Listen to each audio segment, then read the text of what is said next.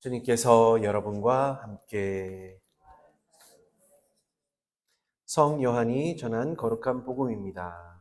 주님께 영광을 드립니다. 그 뒤에 예수께서는 유다인들이 자기를 죽이려고 했으므로 유다 지방으로는 다니고 싶지 않아서 갈릴레아 지방을 찾아다니셨다. 그런데 유다인들의 명절인 초막절이 가까워지자 형제들이 명절을 지내러 올라가고 난 뒤에 예수께서도 남의 눈에 띄지 않게 올라가셨다. 한편 예루살렘 사람들 중에서 더러는 유다인들이 죽이려고 찾는 사람이 바로 이 사람이 아닌가? 저렇게 대중 앞에서 거침없이 말하고 있는데도 말 한마디 못하는 것을 보면 혹시 우리 지도자들이 그를 정말 그리스도로 아는 것이 아닐까? 그러나 그리스도가 오실 때에는 어디서 오시는지 아무도 모를 터인데 우리는 이 사람이 어디에서 왔는지 다 알고 있지 않는가 하고 말하였다. 그때 예수께서는 성전에서 가르치시면서 큰 소리로 이렇게 말씀하셨다. 너희는 나를 알고 있으며 내가 어디에서 왔는지도 알고 있다. 그러나 나는 내 마음대로 온 것이 아니다. 나를 보내신 분은 정녕 따로 계신다. 너희는 그분을 모르지만 나는 알고 있다. 나는 그분에게서 왔고 그분은 나를 보내셨다. 그러자 그들은 예수를 잡고 싶었으나 그에게 손을 대는 사람은 하나도 없었다. 예수의 때가 아직 이르지 않았던 것이다. 주님의 복음입니다. 찬미합니다. 자리에 앉으십시오. 성부와 성자와 성령의 이름으로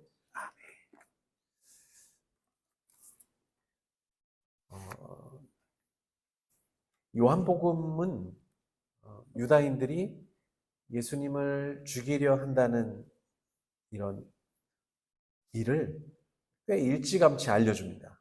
다른 복음에서와 좀 다르게 좀 빨리 알려주는 편입니다. 주일 복음이었던 요한복음 5장 보면 벳사다 목가의 병자가 예수님께서 이 병자를 치유해 주셨음을 알리는 대목에서 구체적으로 유다인들이 예수님 죽일 궁리를 한다고 나오죠. 유다인들이 예수님께서 안식일법을 공공연하게 어기게 하고 있다는 점, 그리고 하느님과 자신이 같다고 하는 주장을 구실로 죽이기로 마음먹었다는 건 벌써 요한복음 5장에 나와 있고요. 오늘 복음도 그래서 예수님께서 그 낌새를 당연히 알아차리면서 죽음의 위협을 느끼셔서 우선은 그들을 피해서 움직이고 계십니다. 그래서 사람들이 안 올라올 예루살렘에 안 갈 것처럼 보이지만 초막절 축제를 지키려고 나중에 올라가셔서 성전에서만큼은 예수님께서 당신을 공공연하게 드러내십니다. 사람들이 유다인들이 죽이려고 했지만 공공연한 자리에 이제 자신을 드러내십니다. 성전에서만큼은 그렇습니다. 이 말씀을 들으면서 마치 루가복음에서 어릴 적에 예수님이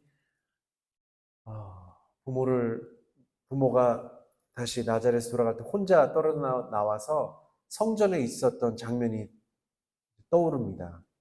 그때 어린 예수가 그러죠. 아니, 왜 저를 찾으셨습니까? 제가 제 아버지의 집에 있어야 할 줄을 모르셨습니까? 라고 한 일화를 아시죠? 당연히 들어보셨으니까. 그런 것입니다. 아버지의 집에서는 예수님께서 두려움도 다 없이 설교도 하시고 말씀도 하시고 가르침을 주고 계시죠. 유다의 지도자들이 예수님을 죽이려는 의도를 이제 유다의 지도자들만이 아니라 군중들도 다 알아차리게 되었습니다.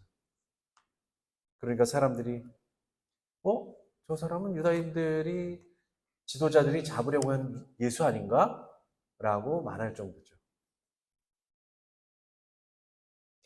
이 사람들이 그래도 많은 이들이 그리스도는 어디에서 오는지를 모른다는 옛 전승을 믿고 있었습니다.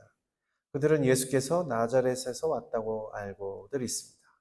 모든 의인들은 육적으로는 부모에게서 태어났지만 그 정신과 영혼은 하지만 다 하느님에게서 왔습니다. 옛날의 예언자들도 사실은 뭐 그냥 평범한 부모에게서 태어났지만 하느님의 말씀을 전할 때는 완전히 다른 사람이 된 것이죠. 그럼 그 영혼과 정신은 그럼 누구한테서 온 것이냐? 하느님에게서 온 것이죠. 이제 우리 또한 복음을 이렇게 읽다가 보면 예수님께서 어디에서 오셨는지 다 알게 되었습니다. 요한복음에서는 특별히 뭐 예수님께서 성령으로 잉태하셨다 뭐 그런 얘기도 전혀 없지만 말씀을 이렇게 천천히 들어보면은 예수님께서 어디에서 오셨는가를 이제 알게 되는 것이죠. 유다인들은 여전히 예수께서 아버지 하느님에게서 왔다는 말을 믿지 않고 오히려 계속해서 예수께서 하느님과 같다는 그 말씀만을 트집을 잡습니다. 요한복음 3장에 예수님이 이제 니고데모와 이제 대화를 나누시죠. 그러니까 사순절 들어서서 요한복음 3장, 요한복음 4장, 요한복음 5장, 그리고 지난주에 요한복음 9장 같이 이렇게 보면 다 이제 3장 같은 데서 보면은 이제 니고데모와 대화를 나누시는데 거기에서 보면 다 연결이 되는 것 같습니다. 3장부터는 그곳에서 3장에서 바람은 어디에서 와서 어디로 부는지를 모르지만 성령으로 난 사람은 어디에서 와서 어디로 가는지를 잘 알고 있다라는 말씀을 우리가 알고 있죠. 예수님은 성령에 따라서 어디에서 와서 어디로 가야 하는지를 너무나 잘 아시는 분이셨습니다. 그리고 그 성령은 보통 그러죠. 성령은 어떤 일을 하시는가? 우리를 박해하는 사람들, 그 사람들 앞에서 너희가 무슨 말을 해야 할지 걱정하지 마라. 성령께서 무슨 말을 해야 할지 다 알려주신다고 말하신 것처럼 의인에게 무슨 말을 해야 하는지를 다 알려주시는 분이 바로 성령이시죠. 그러니까 성령이 어디에서 와서 많은 이들은 어디에서 오셔서 어디로 가는지 모르지만 예수님을 보면 예수님께서 어디에서 오셔서 어디로 가는지를 다 알게 되는 것입니다. 예수님은 자신을 죽이려는 이들에 둘러싸여 있으면서도 진실을 전하고 계십니다. 우리가 다 알다시피 결국 나중에 잡히셔서 매를 맞고 고초를 겪으실 것입니다. 오늘 독서 말씀에서 이제 지혜서 말씀 들으셨는데요. 악인은 의인을 죽이려고 하며 폭력과 고문을 가한 뒤에 그가 여전히 온유한 마음을 지니는지 인내력을 시험해 보자라고 합니다. 폭력을 쓰고 고문을 해봐서 너가 정말 하느님의 말씀을 전하는 의인이냐 하면서 폭력과 고문을 가하면서 그럼에도 불구하고 온유한 마음을 가지고 있는지 시험해 보자라고 악을 꾸미고 있죠. 그 폭력과 고문으로 의인을 이렇게 못된 짓을, 악한 일을 하는 것은 결국은 예수 그리스도를 폭행하고 고문하는 일과 다르지 않다라는 것을 알 수 있습니다. 우리가 역사를 보면 진리를 위해서 혹은 인간의 인권을 위해서 의로움, 정의를 위해서 폭행당하고 고문당한 사람들을 많이 알고 계시죠. 뭐 옛날에도 그랬겠지만 대표적으로 뭐 일제 강점기 때 더욱 그런 일들이 많았습니다. 또 때로는 독재에 맞서서 많은 이들이 끌려가기도 하고 정말 많이 고문당하기도 했습니다. 그 사람들은 그럼 누구냐? 그럼 그 시대의 그리스도들이었습니다.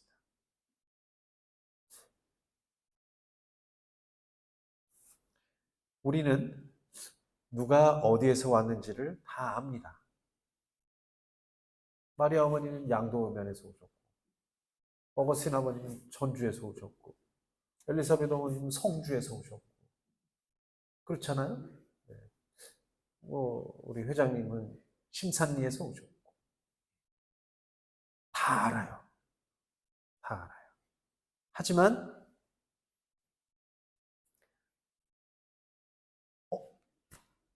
교우님들이 어디서 오는지 알지만, 그 영혼이 하느님에게서 왔느냐 아니냐는, 어, 잘 모르겠어요.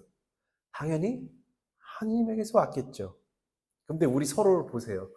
우리 영혼과 정신이 하느님에게서 왔는지 인정하실 수 있어요? 갑자기 화를 내고 갑자기 다투고 그러는데, 야, 너 나를 인정하지도 않고 그러면은 그게 하느님에서 온 거냐라고 막 그러면서 대뜸 그럴 수도 있습니다. 근데 정말 성령으로 다시 태어난 사람은 하느님에게서 온 사람들이 맞습니다. 다시 태어난 거니까요. 그때는 하느님에게서 온 겁니다. 자신의 태생을 거부해서 옛 생활로, 내가 지금 성령으로 다시 태어났는데, 그러면 다시 옛 생활로 돌아가서 어떤 폭행과 고문을 하는 이들의 편에 서게 되면, 말하자면 악의 편에 서게 되면, 우리가 그리스도의 옷을 입었는데 그 옷을 다시 벗고 악의 속으로 들어가는 것과 똑같은 겁니다. 우리가 어디에서 왔는지를 다시금 알아야 됩니다. 우리가 어떤 사람이고 어떤 본성을 지니고 어떤 성격을 가졌는지를 사실은 다 몰라요. 인간적으로는 그렇습니다. 모르는 사람, 저를 잘 이해하지 못할 때가 있어요. 아무리 제가 신앙인이라고 하더라도 가끔은 신앙인답지 않은 생각도 할 수 있고, 어느 날 내가 왜 이런 행동을 하고 있지? 라고 할 수도 있어요. 또 어, 육체적으로 어떤 힘든 일도 있을 수 있고요. 체력이 부족해서 그럴 수도 있고, 점점 또 어디가 아프니까 더 그럴 수도 있고요. 그리고 정신적으로도 뭔가를 감당해내기 힘든 일이 붙일 때가 있게 되겠죠. 그럴 때도 있습니다. 그러다 보면 정말 자기 자신, 제 자신이 무엇을 원하는 것인가를 잊어버리고도 합니다. 그럼 우리는 정말 이렇게 약한 사람들이에요. 성령으로 태어나서 정말 새로 태어나고 우리의 영혼과 정신이 하느님께로부터 왔음에도 불구하고 정말 약한 사람인 거죠. 이렇게 약한 사람이 폭행과 고문을 당해서 그 사람들이 그렇게, 아니 너가 그리스도인이야? 그런데도 내가 고문하고 폭행을 가했는데 보자. 온유한 마음을 지니고 있는지 한번 보자.